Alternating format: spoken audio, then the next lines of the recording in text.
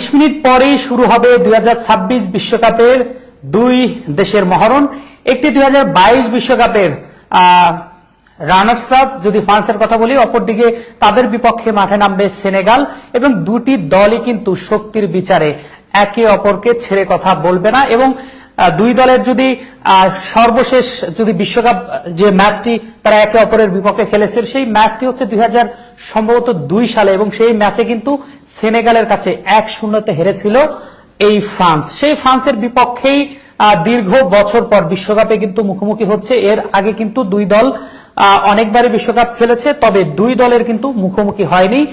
এই বিশ্বকাপের ইতিহাসে দ্বিতীয়বার তারা কিন্তু সেনেগাল এবং ফ্রান্স একে অপরের মুখোমুখি হচ্ছে। কি মনে হয় যে এই দুই দলের লড়াইটা কেমন হতে চলেছে?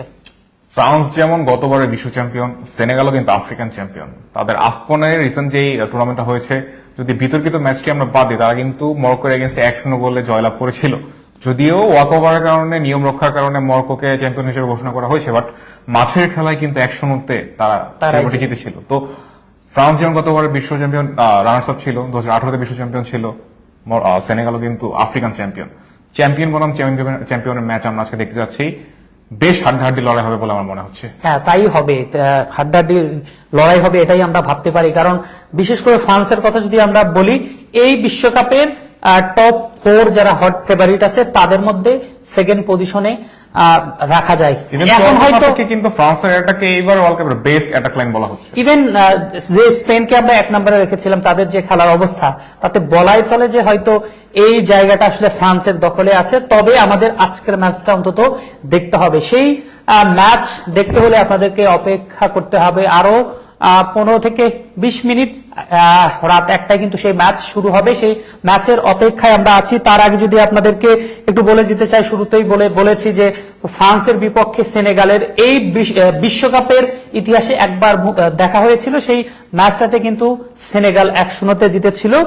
এবং বলা চলে যে সেনেগাল অন্যতম শক্তিশালী একটা দেশ, এবং বড় বড় দলের বিপক্ষে যেভাবে তারা ফুটবল খেলে, এবং তাদের কিন্তু টিকিটাকা ফুটবল খেলার অভ্যস্ত আছে, এবং তারা আসলে অনেক বেশি। আমাদের উঠে দাঁড়াতে হবে। স্পিড সকল অন্যায়ের বিরুদ্ধে রুখে দাঁড়ানোর এনার্জি পার্টনার। রান করে কিন্তু খেলতে পারে। একই সাথে এই দলটাতে রয়েছে বিশ্বমানের ফুটবলার সাদিও মানে, তার কথা কি বলবো, আর তিনি নিজে একজন ইতিহাস, এবং বিশ্বের অনেক ফুটবল প্রেমীদের কাছে পছন্দের একজন ফুটবলার। সেই সাদিও মানের দল কিন্তু আজকে ফ্রান্সের বিপক্ষে নামতে যাচ্ছে। অপরদিকে ফ্রান্স দলে কিলিয়ান এমবাপ্পে, তিনি তো আসলে 22 সালে ইতিহাস করেছেন। কি মনে হয়? কিলিয়ান এমবাপ্পে তর্ক সাপেক্ষে রাইট নাও পৃথিবীর বেস্ট প্লেয়ার আমার মতে। রাইট নাও ওয়ার্ল্ড ফুটবল তিনি ডমিনেট করে বেড়াচ্ছেন। রিয়াল মাদ্রিদের মতো world one of the best ক্লাবে তিনি বর্তমানে খেলছেন। রিয়াল মাদ্রিদের লিডিং গোল স্কোরার বর্তমান সিজনে, প্রিভিয়াস সিজনেও তিনি ছিল, দুর্দান্ত পারফর্ম করে বেড়াচ্ছেন তিনি। ইভেন আমি যদি একটু পিছনে যাই, 2018 সাল থেকে কনসিস্টেন্টলি একই ধরনের পারফরমেন্স আমরা দেখতে পাচ্ছি তার থেকে। এবং 2022 সালের কথাই যদি বলেন, যে 22 সালে তো এটা নাটক ছিল, ফাইনালে একাই যেন পুরো ফ্রান্সকে মানে দুর্দান্ত পারফর্ম করেছে। এছাড়া যদি আমরা ফ্রান্সের লাইন আপের দিকে লক্ষ্য করি, সবাই হয়তো ফ্রান্সকে এবার 1 নম্বরে রাখছে, বলছে যে ফ্রান্স টানা 2বার ফাইনাল খেলেছে, এবার হয়তো আমরা তাকে ফাইনালে দেখতে পারি, অথবা অ্যাটলিস্ট সেমিফাইনাল পর্যন্ত তাদেরকে কাউন্ট করে রেখেছে যে প্রেডিকশনের মধ্যে সেমিফাইনাল ফ্রান্স খেলবে। তবে আমার পার্সোনাল অপিনিয়ন যদি আমি বলি, ফ্রান্সের বর্তমান টিমটাতে হোল্ডিং মিডফিল্ডারের খুবই একটু অভাব রয়েছে আমার মতে, যেটা ব্রাজিলের ক্ষেত্রে আমরা দেখতে পেয়েছি। আর ফ্রান্সের বর্তমান মিডফিল্ডে আমরা দেখতে পাই র্যাবিউট আছে, কান্তে আছে, তারা হোল্ডিং মিডফিল্ডার দায়িত্ব পাবে। কান্তে টিপিক্যাল হোল্ডিং মিডফিল্ডার না, he is a defensive midfielder, right? Rabiot আছে। তো আমরা যদি ফ্রান্সের অ্যাটাক লাইনের কথা বলি, ফ্রান্সের অ্যাটাক লাইনে এমবাপ্পের মতো প্লেয়ার রয়েছে, ডিউ রয়েছে, ডোয়ে রয়েছে, মাইকেল ওলিস রয়েছে, অন্যদিকে ওসমান ডেম্বেলে রয়েছে, কারেন্ট ব্যালন ডিওর উইনার।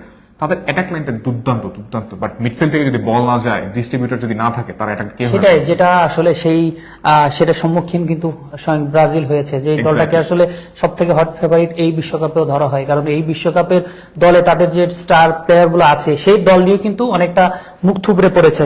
আপনি যেমনটি লাইন আপের কথা বলছেন, যতটুকু আমরা জানতে পেরেছি যে অফিসিয়াল যে স্টার্টিং লাইন আপ, তারা কিন্তু আসলে 4-2-3 এক ফরমেশনে খেলে থাকে, এবং তারা হচ্ছে খুব বেশি আক্রমণাত্মক ফুটবল খেলে থাকে। যদি ফ্রান্সের কথা বলি, সেটা আমরা কিন্তু 2022 সালে দেখেছি, 18 সালেও দেখেছি। তারা আসলে কতটা দ্রুত গতি এবং খুব আক্রমণাত্মক ভাবে ফুটবল খেলে থাকে। বিশেষ করে তারা যখন 2022 বিশ্বকাপের ফাইনালে যখন 1 গোলে পিছিয়ে ছিল, যে গোলটা করলেই আসলে তারা গোল ব্যবধান থাকবে না, ওই গোলটির কথা যদি বলি, তারা আসলে কি, বিশেষ করে কিলিয়ান এমবাপ্পেরই তো 2টা গোল ছিল এবং 2টা গোল আসলে কি ক্ষিপ্রতার মাধ্যমে তিনি গোলটা করেছিলেন, যেটি আসলে বিশ্ব চ্যাম্পিয়ন তখন ছিল না, হয়তো তাদেরকে বলা হতো। সেই আর্জেন্টিনার কিন্তু 4 জন কিন্তু খেলোয়াড় স্টিল যার যার পজিশনে ছিল, সেই পজিশনের বলা চলে চীনের প্রাচীর যেমন থাকে সেটা ভেঙে কিন্তু আসলে সেই 2টা গোল করে যেভাবে সমতায় ফিরিয়ে একটা নাটকের জন্ম দিয়েছিলেন, সেই দলটাই কিন্তু আজকে সেনেগালের বিপক্ষে নামছে। এবং যেই দলটার অধিনায়ক এমবাপ্পে তো আসলে খেলোয়াড় হিসাবে দারুণ, অধিনায়ক হিসাবে আপনার তাকে কেমন মনে হয়? না, he is A born leader. 2018 বিশ্বকাপে আমরা দেখতে পেয়েছি অ্যাজ এ কিড পুরো ওয়ার্ল্ড কাপ ফ্যান্টাস্টিক পারফরমেন্স আমরা তার কাছ থেকে পেয়েছি। 2022 ওয়ার্ল্ড কাপেও দুর্দান্ত পারফর্ম করছে। রিয়াল মাদ্রিদও তিনি লিডিং গোল স্কোরার। রিয়াল মাদ্রিদের মতো টিমে যে পরিমাণ প্রেশার তাকে ফেস করতে হচ্ছে, সেই প্রেশারটা ন্যাশনাল টিমে এসে তিনি ভালোই অ্যাডজাস্ট করতে পারছে বলে আমার মনে হচ্ছে। আমরা আজকে ফ্রান্সের লাইন আপের দিকে একটু তাকাচ্ছি। ফ্রান্সের লাইন আপে দেখতে পাচ্ছি আমরা ডাবল পিভট খেলানোর কথা ভাবছে দিদিয়ের দেশেম।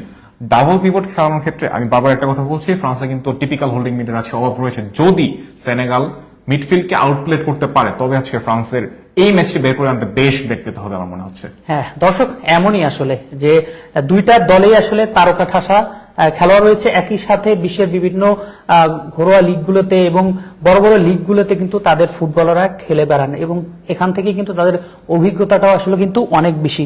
একটু যদি ফ্রান্স দলের গোলরক্ষকের কথা বলি, যে মাইগনান, তিনি কিন্তু আসলে তার কথা কি বলবো, দারুণ একজন গোলকিপার এবং এক্সপেরিয়েন্স একজন গোলকিপার বলাই চলে। রক্ষণভাগের কথা যদি বলি, যে জুলেস কুন্দে এবং উইলিয়ামস সাবিলা, দায়ো, মানে অনেক ফুটবলার আছে যারা আসলে বিশ্বে পরিচিত, যারা আসলে আমরা সিজনাল ফ্যান তারা হয়তো অনেক কম তাদের সম্পর্কে জানি। তবে এই ফ্রান্স দলটা আসলে রাইট নাও বিশ্বেরই বলা চলে যে তারা হয়তো কাগজে কলমে 1 নাম্বার এখন নেই, সম্ভবত তারা 2-এ নেমে গেছে, 2 অথবা 3-এ নেমে গেছে। তবে শক্তির বিচারে কিন্তু তারাই আমার মনে হয় 1 নাম্বার দল, কারণ সেটা তাদের খেলার ধরন দেখলেই বোঝা যাবে। সেটা অবশ্যই। আমরা যদি ক্লাব পারফরমেন্সের কথা বিবেচনা করি, ক্লাবে ফ্রান্সের প্লেয়ার যতগুলো ক্লাবে আমরা দেখতে পাচ্ছি দুর্দান্ত পারফর্ম করে বেড়াচ্ছে। কিলিয়ান এমবাপ্পে রিয়াল মাদ্রিদের লিডিং গোল স্কোরার গত 2 সিজন ধরে আমরা দেখতে পাচ্ছি। মাইকেল ওলেসে এইবার বায়ার্ন মিউনিখের হয়ে দুর্দান্ত পারফর্ম করেছে। আমরা বেশ কয়েকটি অ্যাটাক দেখতে পেয়েছি। যদি আমরা পিএসজির এগেইনস্টে প্রথম লেগের কথা বলি, রিয়াল মাদ্রিদের এগেইনস্টে 2 লেগে দুর্দান্ত পারফর্ম করেছে তিনি। অন্যদিকে ডেম্বেলের কথা কি বলবো, একাই যেন পুরো পিএসজি টিমকে এবার আবারও টানা দ্বিতীয়বার চ্যাম্পিয়ন্স লিগের স্বাদ দিয়েছেন। আমার মনে হয় যে আপনি মাইকেল ওলিসের কথা বলেন, ওসমান দেম্বেলের কথা বলেন, তারা আসলে আক্রমণ ভাগে বা মধ্যমাঠে আসলে যেভাবে খেলে থাকে, পাশাপাশি যদি ডেজিরে ডুয়ের কথা বলি, তারা আসলে একটা ট্রিও, তারা আসলে স্টার বলা যেতে পারে। যে তাদের খেলা, আমি 2018 সাল থেকে তাদের টিম সম্পর্কে, তাদের খেলোয়াড় সম্পর্কে কিছুটা আমার আইডিয়া হয়েছে, যেহেতু 2010 বিশ্বকাপ থেকে আমরা খেলা বুঝতে শুরু করেছি বা তখন থেকে খেলাটা দেখি। তবে 2018 এবং 2022 বিশ্বকাপের কথা যদি বলি, এই 3 জন ফুটবলারই কিন্তু ছিলেন, যদিও সবাই হয়তো একাদশে ছিলেন না বা সবাই সবগুলো ম্যাচও ওইভাবে খেলেননি। তবে এই ফুটবলারগুলো আসলে ভয়ঙ্কর হতে পারে যে কোনো দলের বিপক্ষেই। সেটা তো অবশ্যই। আজকে ফ্রান্সে গ্রিজম্যানকে খুব বেশি মিস করবো আমি। অন্যদিকে সেনেগাল টিমের কথা যদি আমরা বলতে চাই, আমার আজকে একটা পার্সোনাল প্রেডিকশন হচ্ছে সেনেগাল টিমের আজকে কি প্লেয়ার হতে পারে 2 জন আমার মতে। মালিক ডিউফ, ওয়েস্ট হাম ইউনাইটেডের প্লেয়ার। অন্যদিকে রয়েছে লামিন কামারা, উনি হচ্ছে বর্তমানে মোনাকোতে খেলছেন। সেনেগালের টিম ডেপথের কথা যদি আমরা বলি, তাদের স্কোয়াড ভ্যালুর মধ্যে ট্রান্সফার মার্কেটে এই 2 জনের প্লেয়ারের ভ্যালু কিন্তু সবচেয়ে বেশি। একজনের 22.2 মিলিয়ন, অন্যদিকে আরেকজন 41.8 million, 41.8 million, sorry for my English. দুর্দান্ত পারফর্ম করছে তারা। আমরা দেখতে পেয়েছি প্রিমিয়ার লিগে খুব সম্ভবত মালিক দিউফ 32 ম্যাচে 30টি ম্যাচেই তিনি স্টার্টিং 11-এ ছিলেন, দুর্দান্ত পারফর্ম করেছেন। যদিও পুরো সিজনে 6টি হলুদ কার্ড তিনি হজম করেছেন, বাট আমরা তার রেটিং দেখতে পেলাম যে পুরো সিজন ধরেই অলমোস্ট 7, 8, ইভেন কিছু ম্যাচে 8.5 রেটিংও তিনি নিয়ে এসেছেন। তো আজকের ম্যাচের কি ফ্যাক্টর এই 2টি প্লেয়ার হতে পারে? হ্যাঁ, অবশ্যই হতে পারে। একই সাথে দর্শক, আমরা আজকের ম্যাচে আসলে তাদের যদি স্টার্টিং লাইন আপের কথা যদি বলি, তারাও হচ্ছে একটু ব্যতিক্রম 4-3-3 ফরমেশনে তারা হচ্ছে শুরুর একাদশটা সাজিয়ে থাকে এবং অভিজ্ঞতা দারুণ মিশ্রণে তারা একাদশ সাজিয়েছে এবং তাদের পাপে থিয়াও যদি তাদের কোচের কথা বলি, তিনি একজন এক্সপেরিয়েন্স কোচ এবং তার আন্ডারে কিন্তু দলটা দারুণ করেছে। এবং অপরদিকে ফ্রান্সের কোচের কথা যদি বলি, তিনি হয়তো অনেক বছর ধরে বিগত 14 বছর ধরে তিনি ফ্রান্সের সাথে আছেন, এবং এটাই কিন্তু তার লাস্ট ওয়ার্ল্ড কাপ, এরপর দায়িত্ব ছেড়ে দিচ্ছেন দ্বিতীয় দেশে। মেবি জিদান যদি এমনটাই হয় যে এবারও আসলে চ্যাম্পিয়ন হলো বা রানার্স আপ হলো, সেক্ষেত্রেও কি তিনি এত সফল একটা দল, এত নিজেও একটা সফল কোচ, তাহলে কি ছেড়ে দিবে? মানে কি কারণে ছেড়ে দিতে পারে? কন্ট্রাক্ট আর্মিনেটের ব্যাপারটা তো আসছেই, তবে সবকিছু কথাবার্তা তো আগে বলা হয়ে গিয়েছে। ইভেন আমরা অনেক বছর ধরে কিন্তু জিনেদিন জিদান কবে ফ্রান্সকে লিডিং করবে, তার কোচিং আমরা দেখতে পাবো সেটার অপেক্ষা রয়েছে। রিয়াল মাদ্রিদকে কোচিং করানোর পর, যেবার তিনি 3 পেজ জিতেছিল রিয়াল মাদ্রিদ 2018-19 পর, তিনি রিয়াল মাদ্রিদ ছাড়ার পর তিনি কিন্তু অন্য কোথাও কোচিং করানি। বেশ কয়েকটি ইউরোপে বড় বড় ক্লাব থেকে তাকে অফার করা হয়েছিল, বাট তার কথা ছিল একটাই, আমি ফ্রান্সে কোচিং করাবো। বাট ফ্লোরেন্তিনো পেরেজের বলে আবারও দ্বিতীয় দফায় রিয়াল মাদ্রিদে এসেছেন, 2টি ট্রফি জিতেছেন, আবার তিনি চলে গিয়েছেন। স্টিল ইউরোপে বড় বড় ক্লাব থেকে কিন্তু তাকে অফার করা হয়েছিল, তার কথা ছিল একটাই, এই দল আমি ফ্রান্সে কোচিং করাবো, অন্যথায় আমি কোথাও যাবো না। তবে এই লম্বা টাইম আসলে কোচিং করানোটা দলের জন্য ভালো। যদি আমরা ব্রাজিল নিয়ে অনেক আলোচনা করেছি যে 2022 বিশ্বকাপের পর তাদের চারজন কোচ পরিবর্তন হয়েছে এবং তাকে দিয়ে এখন যে কোচ কার্লো আনচেলত্তি আছে, তাকে দিয়ে 5ম কোচ সম্ভবত, যদি ভুল না করি। একটা দেশের ফুটবল ফেডারেশনে যদি 2022 থেকে 26 অর্থাৎ 4 বছরে যদি 5 জন কোচ পরিবর্তন হয়, সেক্ষেত্রে দলেও কিন্তু প্লেয়ারদেরকে নিয়ে বোঝা পড়াটাও আসলে অনেক বেশি এটা কিন্তু ঘাটতি আমরা থাকে। ব্রাজিলের রিসেন্ট পারফরম্যান্সে দেখতেও পাচ্ছি, হ্যাঁ, তারা সেটাই। কিন্তু কনসিস্টেন্টলি পারফরম্যান্স করতে পারছে না। দ্যাট ইজ ওয়াই, মানে আপনি যদি বারবার আপনি যদি ম্যানেজারকে চেঞ্জ করেন, একটা ম্যানেজারের একটা ডিফারেন্ট প্লে স্টাইল থাকে, রাইট? তো আপনি ধরেন আজকে খেলতেছেন পজিশন ফুটবল, কালকে খেলতেছেন গেগেন প্রেসিং, পরশুদিন দেখতেছেন কাউন্টার ফুটবল খেলতেছেন। এটা কিন্তু কন্টিনিউয়াসলি ব্রাজিল ফুটবলটি আমরা দেখতে পাচ্ছি। তো প্লেয়ারদেরকে তো কোপ আপ করতে হবে তাদের পজিশন। এবং আমরা মনে করছি যে এটা একটা বড় ঘাটতি। আপনি যদি আর্জেন্টিনার কোচের কথা, যদি লিওনেল স্ক্যালোনির কথা যদি বলেন, তিনি লম্বা সময় ধরে আছেন, ফ্রান্সের কোচ লম্বা সময় ধরে আছেন, স্পেনের কোচ লম্বা সময় ধরে আছে যদি ভুল না করি। এই যে বড় বড় দল যারা সফল হচ্ছেন, তাদের কোচগুলো আসলে লম্বা সময় ধরে আছে। সেক্ষেত্রে ব্রাজিলের কথা যদি বলি, তারা এই কোচ পরিবর্তনের, আমি মনে হয় এটা একটা বড় ফ্যাক্টর হিসেবে কাজ করছে। যদিও কার্লো আনচেলত্তি যে মানের কোচ, যেভাবে বিশ্বের বাঘা বাঘা সব ক্লাবে তিনি কোচিং করিয়েছেন, মাস্টার মাইন্ড যাকে বলা হয়, কার্লো আনচেলত্তি হয়তো প্রথম ম্যাচটা অনেক বেশি অ্যানালাইজ করেছেন, যদিও ম্যাচের আগে অনেক বেশি তারা ম্যাচ খেলেছে নিজেদের মধ্যে, তবে সেই ম্যাচ আর মাঠে নেমে অন্য ন্যাশনসের বিপক্ষে খেলা আসলে অনেক বেশি কঠিন। তো এটাই আসলে সর্বশেষ আপনার কাছে প্রশ্ন, যে আসলে এই যে কোচ একটা বেশি চেঞ্জ করাটা আমার মনে হয় অনেক একটা বড় ফ্যাক্টর দলের। এটা তো অফকোর্স, এটা মানে আমার কাছে মনে হচ্ছে ব্রাজিল কারেন্ট ন্যাশনাল টিমের বিগেস্ট ইম্প্যাক্ট এটার কারণে আসছে। যদি কার্লো আনচেলত্তিকে আগে নিয়ে আসা যেত, তাহলে হয়তো the things could have been turn out different. But Carlo Ancelotti তখন রিয়াল মাদ্রিদে কোচিং করা ছিল, তো আমরা সবাই গেস করছিলাম যে হয়তো বা পেপ গার্দিওলাকে আমরা ব্রাজিলের ডাগআউটে দেখতে পাবো। আনফরচুনেটলি তিনিও কিন্তু ম্যানচেস্টার সিটির সাথে আবারও রিনিউ করেন কন্ট্রাক্ট, তো দ্যাটস ওয়াই তাকেও দেখা যাচ্ছিল না। আর ব্রাজিল সুযোগ খুঁজছিল বারবার, কারণ কথা হচ্ছিল হয় ডন কার্লো আনচেলত্তি যাবে অথবা পেপ গার্দিওলা যাবে। আলটিমেটলি তারা দুইবারই নিজেদের প্রিয় ক্লাবের সাথে কন্ট্রাক্ট রিনিউ করছিল, দ্যাটস ওয়াই আমরা দেখতে পাচ্ছি না। কিন্তু এই যে দরিগল জুনিয়র আসলো, কার্লো আনচেলত্তি আসলো, তাদেরকে আসলে টাইম দেওয়া দরকার। যেমন আমরা দ্বিতীয় দেশের কথা বলছি বারবার, বিগত 14 বছর ধরে কিন্তু ফ্রান্সকে কোচিং করাচ্ছে।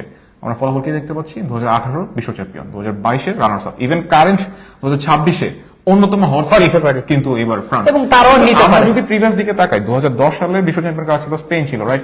2014 সালে তারা গ্রুপ পার হতে পারেনি। সেম গোস ফর জার্মানি 14 সালে চ্যাম্পিয়ন হয়ে 18তে গ্রুপ পার হতে পারেনি। এই যে একটা স্টেরিওটাইপ ভাঙছে, ফ্রান্সের টিম এই স্টেরিওটাইপ ভাঙতে পেরেছে, এটি কিন্তু দ্বিতীয় দেশের সাফল্য বলে আমি মনে করি। এত বছর ধরে একদম টপ লেভেলে নিজের দেশকে লিড দেওয়া, নিজের দেশকে কোচিং করে যাওয়া, কোনো প্রকার কালো দাগ নিজের ক্যারিয়ারে না আসা, it is a huge thing for him. আর একটা জিনিস, তার কোচিং, তার তো বয়সও হয়েছে, তাকে দেখলেই মনে হয় যে তার অনেক বেশি বয়স হয়েছে। বয়সটা কত হয়েছে সেটা ম্যাটার না, তাকে তার ভেতরে আসলে সেই বয়সের ছাপটা অনেক বেশি পড়েছে। এটা হয়তো কারণ হতে পারে তিনি একটু হয়তো নতুন দায়িত্বে, নতুন চাপ, যেখানে কম সেখানেও যাইতে চাপ চাইবেন।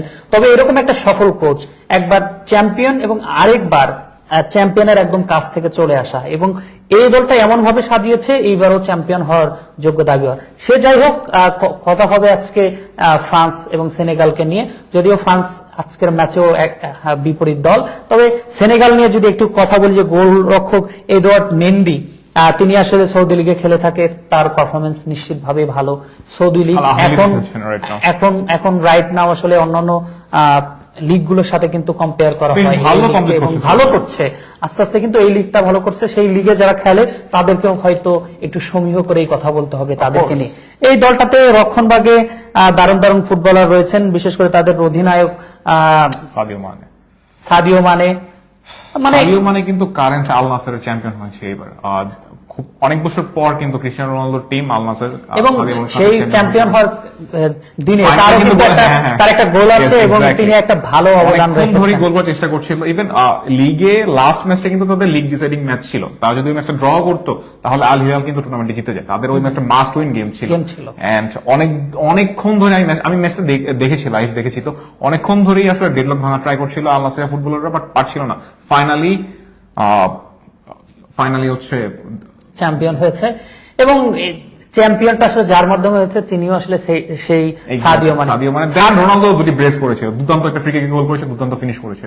এবং সাদিও মানের কথা কি বলবো, তিনি নিজে একটা ইতিহাস। তার যদি জীবনের গল্প আমরা শুনি, সেখান থেকে আসলে অনুপ্রাণিত হওয়া আসলে মনে করি যে নট অনলি মুসলিম প্রত্যেকটা একদম একটা জেন্টলম্যান, এবং যে জায়গা থেকে তিনি উঠে এসেছেন সেটি আসলে অনেক বেশি করুণ। তার আসলে গল্প আপনি যত শুনবেন ততই অনুপ্রাণিত হবেন। তিনি আসলে জায়গা থেকে এসে এরকম ভাবে বিশ্বমানের ফুটবলার হয়েছেন, এবং তাকে আসলে সবাই জেন্টলম্যান হিসেবেই জানে। এবং নট অনলি তার ফ্যানরা, আদার্স যারা ফুটবলার রয়েছেন, সেটা গ্রেটেস্ট ফুটবলার হোক, সবাই কিন্তু তাকে নিয়ে টুইস্ট করতো একটা সময়। আমরা টুইটারে তাদেরকে নিয়ে বার্তা দেখেছি, সেনেগালের এই সুপারস্টার, সেই সুপারস্টার তার দলকে নিয়ে ফ্রান্সের বিপক্ষে নামবে। অপরদিকে ফ্রান্সের সুপারস্টার কিলিয়ান এমবাপ্পে, তিনিও মাঠে নেমে যাবেন। আর মাত্র 2 মিনিট খেলার বাকি আছে। হয়তো আমাদের কথা সবাই শুনতে চাবে না, সবাই খেলার দিকে মনোযোগ দিবে। দর্শক, এতক্ষণ ফ্রান্স এবং সেনেগালের মধ্যকার ম্যাচ নিয়ে প্রি ডিসকাশনে আমি ছিলাম আরফিন জুয়েল অন্তর, এবং আমার সাথে আমি সাইম আলভি ছিলাম এতক্ষণ আপনাদের সঙ্গে। যুগান্তর স্পোর্টস এর সাথেই থাকবেন। পুরো বিশ্বকাপ জুড়ে কিন্তু আমরা দুজন আপনাদের সাথে থাকবো, এবং ম্যাচের প্রি ডিসকাশন এবং ম্যাচের ব্রেকে এবং ম্যাচের শেষেও কিন্তু আপনাদের সাথে থাকবো। ততক্ষণ যুগান্তর স্পোর্টস এর সাথেই থাকবেন। এতক্ষণ যারা সাথে ছিলেন সবাইকে ধন্যবাদ।